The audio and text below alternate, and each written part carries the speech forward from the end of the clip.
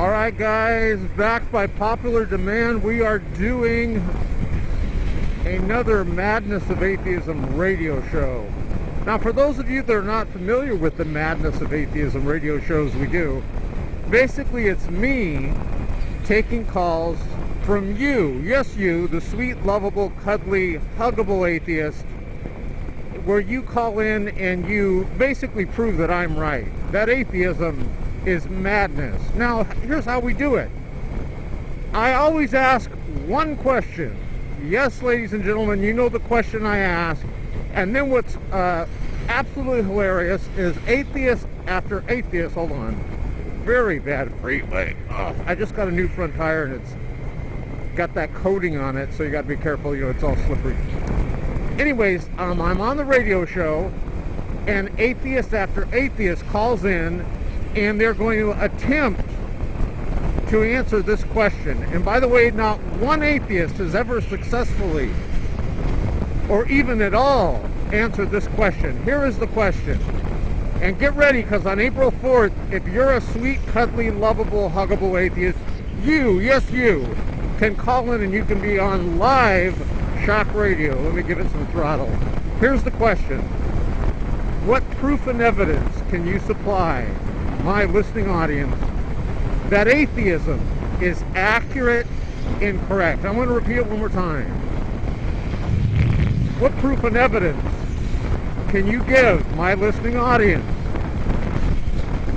that proves atheism is accurate and correct? Proof and evidence. Now, here's what you do. Go to this website that's popping up on the screen right now here, shockonnow.net. And you're going to see the radio show there. There'll be these lightning bolts that will say Shock Radio. You click it, and now you're at the show, and you'll see the show scheduled there for April 4th. You'll see it there. And that's a Sunday, April 4th. And then atheists are going to be calling in, talking to me, and you're about to hear the most hilarious humor you have ever heard in your life. Our last show was absolutely hilarious. So we're going to call this show The Madness of Atheism 2. And back by popular demand, everyone loved it. It was good for some laughs. I mean, you haven't had comedy till you listen to the radio on all the funny things atheists are going to tell us. They're going to talk about, I'm going to predict it, they're going to talk about Santa Claus, because, you know, a lot of folks have Santa syndrome out there. They're going to talk about unicorns, yes. And what's the other one? Leprechauns. And the spaghetti monster. This is the life, my friends, of an atheist. It consists of leprechauns, unicorns, spaghetti monster, and Santa Claus. However, on my radio show, we will be asking them to provide proof and evidence that atheism is accurate and correct. April 4th, it will be awesome. Prepare to laugh like you haven't laughed in a gazillion years. Now, if you'd like to get a free sample of what we're talking about, you can go to Shock Radio right now. You see it on the screen there. And you can listen to the show that we did. Matter of fact, we just did a show where the world famous Ray Comfort, you know, the one that basically won Thunderfoot, the challenge to debate.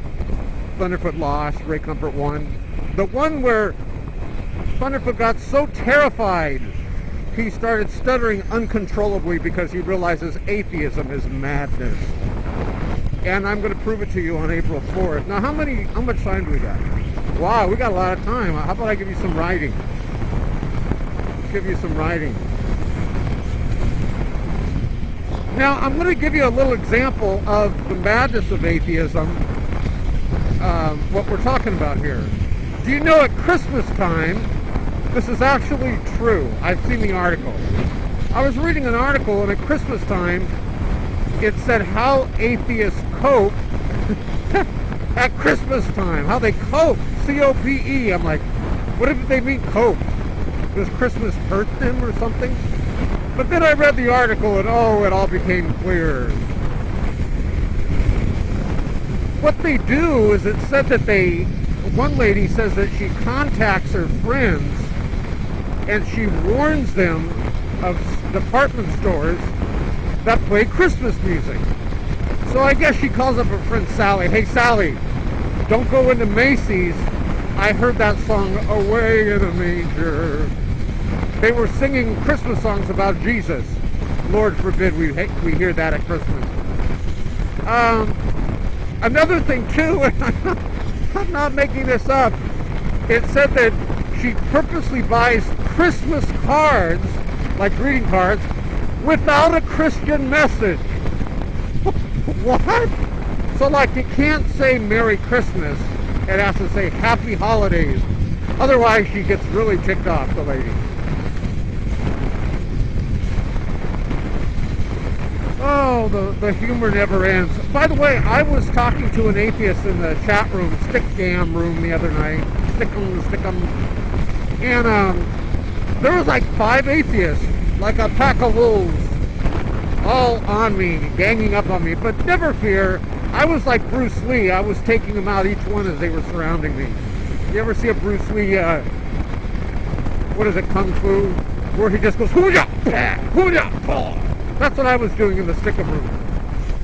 And one atheist challenged me to a debate, and he wanted to prove that, this is what he said, I'm not kidding. He said, based on what I've read in the Bible, nobody can go to heaven.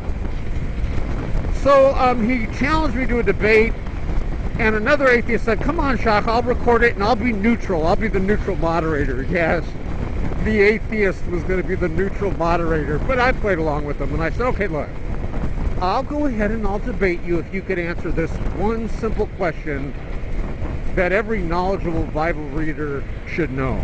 And here's the question.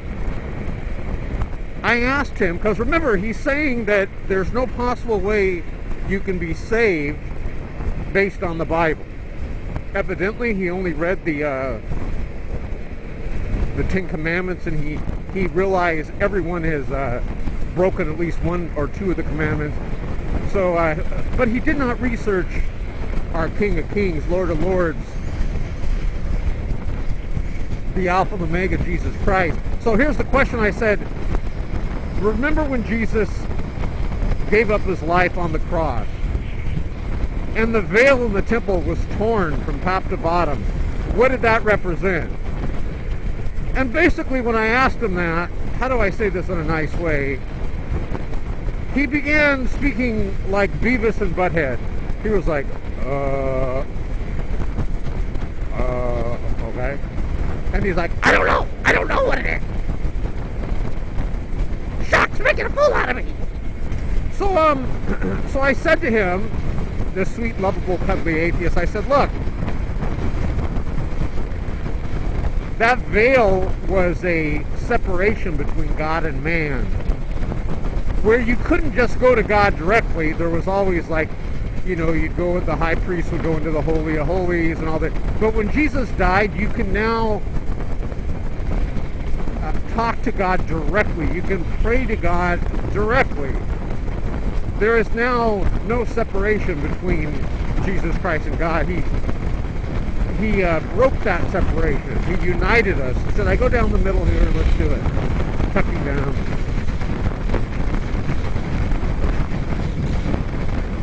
Yeah, here's an idea. When you atheists make Bible videos, you really should research first. You know, Thunderfoot made a video, and he messed up throughout the whole video, and he's teaching on the Bible. Never have an atheist teach on the Bible. Please. You guys that are atheists, stick with what you know. Unicorns, Santa Claus, and leprechauns, and the spaghetti monster. But he was calling the book of Revelations. He was calling it Revelations with the S on the end. No, Thunderfoot. Anyways, tune in April 4th. I will be taking live calls from sweet, cuddly, Santa Claus worshipping atheists right here at shockandhell.net, April 4th at Shock Radio. You will die laughing. I guarantee it.